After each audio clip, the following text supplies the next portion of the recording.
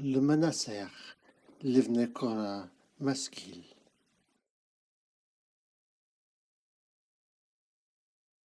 We have heard with our ears, O God. Our fathers have told us of the deeds you did in their days, in the days of old. You, by your hand, did dispossess the nations and planted them. You afflicted the peoples and let them grow. For it was not by their sword they possessed the land. It was not their arm that saved them. It was your right hand and your arm and the light of your face, for you loved them. You are my King, O God, ordaining victories for Israel.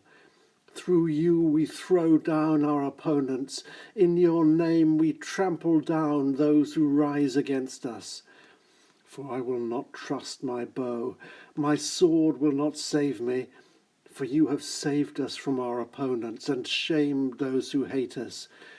We have gloried in God all day long and will praise your name forever. Selah. And then you reject us and humiliate us. You do not go about with our armies. You make us retreat from the enemy, and those who hate us despoil us for themselves. You give us for food like sheep.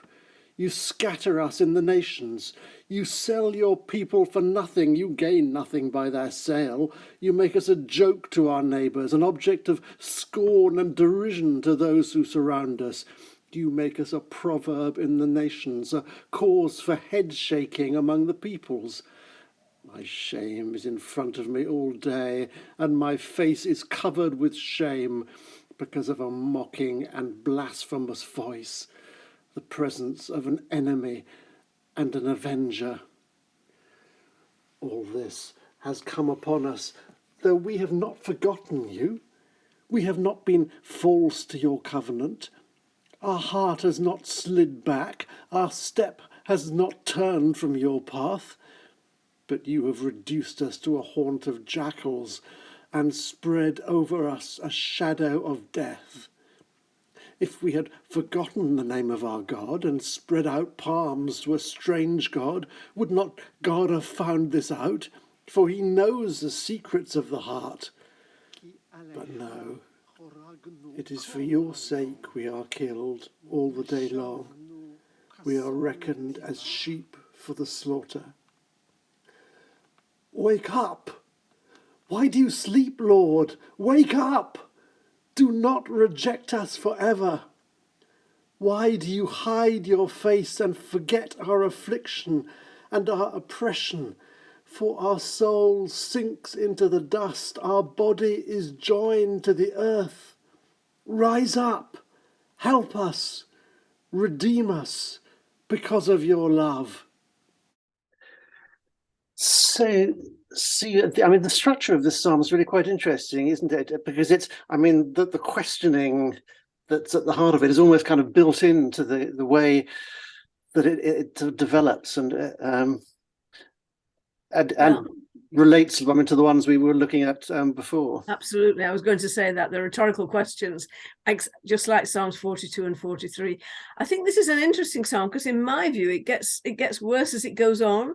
You know, you start with verses 1 and 8, which remember the past, how good God has been in the past, in terms of warfare, of course, but it's remembering God's goodness. Then you have this complaint in verses 9 to 16, you know, that you've made us a byword among the nations, a laughingstock among the peoples.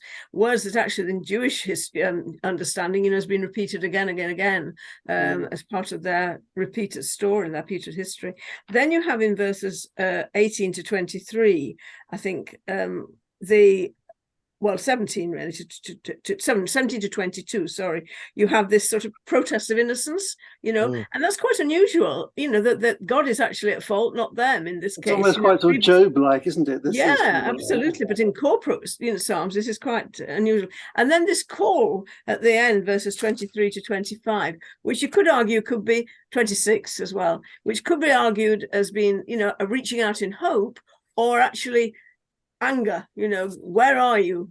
A bit like Job again, that sort of protest of a sort of angry type. So it's quite interesting. And I think for me, just linking it just in one way with Psalms 42 and 3, I think at the beginning of Psalm 42, you have we talked about it last time, when shall I come and behold the face of God?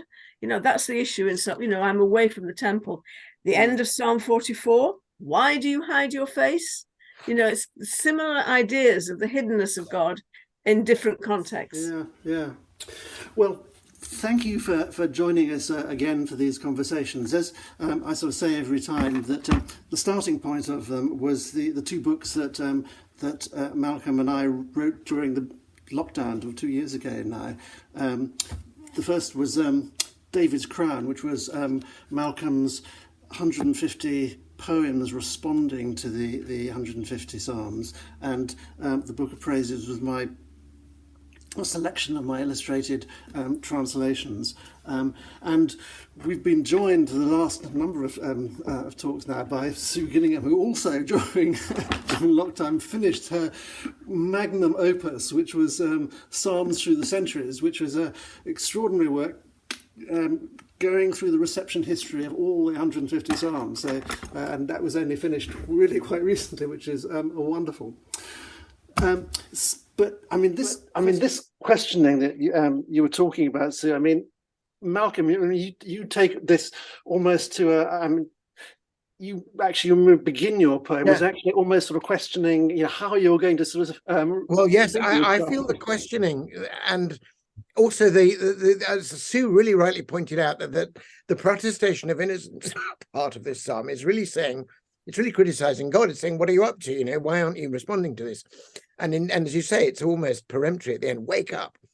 But that questioning, I think, licensed me or gave me a liberation in my response that the big question that a lot of us have when we're reading the Psalms is this whole question of the sort of warlike Psalms, the battle-like, the idea of God being on our side. My generation at least grew up with that Bob Dylan song, With God on Our Side, in which the chorus is increasingly ironic at every point. How can God be on one side and not another? So that question, and I've been, by this time in my process, in my progress through the Psalter, I was asking myself imaginatively, how would Jesus say this psalm? How he must have said it. What is it for him to take it on his lips? And this was the first time in the sequence, I think, that I made that question really explicit. I felt licensed by the questioning of this psalm to do that. And of course, what that did for me, kind of surprisingly, was to go precisely into that long catalogue of calamities and God not doing things. And I particularly, of course, I just love the phrase as it was in Coverdale about being smitten into the place of dragons. I don't know what that would probably be now. And so as I asked the question, how would Jesus say this psalm? I actually felt an answer coming from the psalm itself. And I was drawn back to Christ's identification of himself with the afflicted, with the cast off, with those who are feeling, indeed paradoxically, in him the fullness of God was pleased to dwell. But he is identifying with himself with people who feel that God is far off. Why is this happening? Which of course we'll get in the agony in the garden and the cry from the cross. So it was another psalm which started for me as a problem, but actually the very verses of the psalm began to suggest, within my particularly Christocentric reading of it, began to suggest an answer. So I felt there's some kind of both the license to question, but personally, as I wrote the poem, I felt there was some discovery happening there for me. That's interesting. I hadn't ever thought of actually linking it so directly. I mean, verse 22, accounted as sheep for the slaughter, reminds you straight away of the suffering servant. Yeah, exactly. And he's like the Lamb of God, and Passover and so on. It's absolutely, it's an interesting connection. Yeah, and I think this is also about the radical reading that was perhaps begun and suggested in the story of the road to Emmaus, where they were reading who the Messiah was and was in a very triumphalistic way, which the cross seemed to have denied. We had hoped that he'd been the one, but look, he's been crucified, so he can't be. And he says, beginning with Moses and all the prophets, he opened and the Psalms, he opened their minds. that there's a fresh reading of the Old Testament going on, in which you suddenly discover that the Messiah isn't just up there with the winners. He's down there with the losers as well. Yes. And I mean, it's fascinating, isn't it? The way it kind of gets to a really interesting point in the, where eventually it gets to, it's for your sake, but it gets there by a real kind of anger almost with God, isn't it? I mean, it's the, you sell your people for nothing and you gain nothing by the sale. Yeah, I mean, yeah. it really is like Job. I think the Job connection is really quite interesting there. Yeah. There's a rather sad lament by a Jewish author who's post the Second World War, who argues that if God really is Israel's shepherd, he'll soon have no sheep to care for if he goes on this way. It's, well, I think, of course, this indignation there. That terrible line, all day we are like sheep to be slaughtered, all picks up in light of Christian persecution. I mean, I think every modern reader must have the Shoah in their mind somewhere. They must have this sense of the appalling industrial scale, everyday routine slaughter of people. It seems to be so embodied in that verse.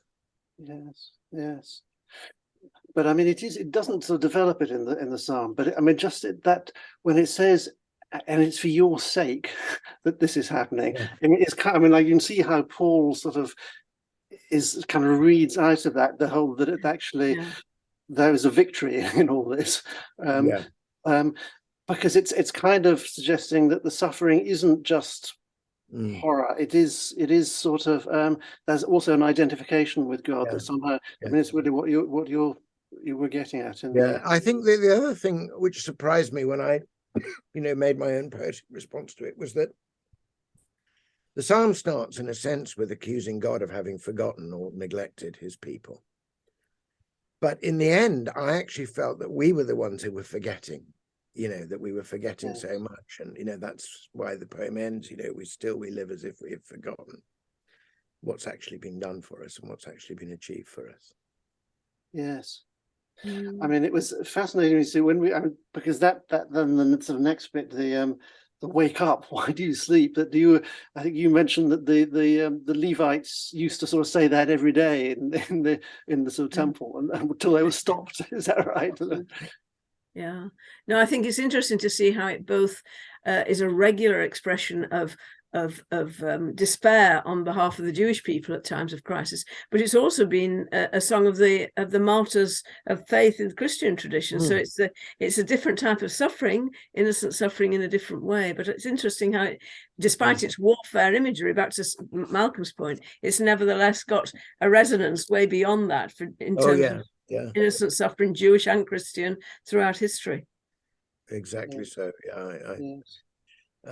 But it's still, I think,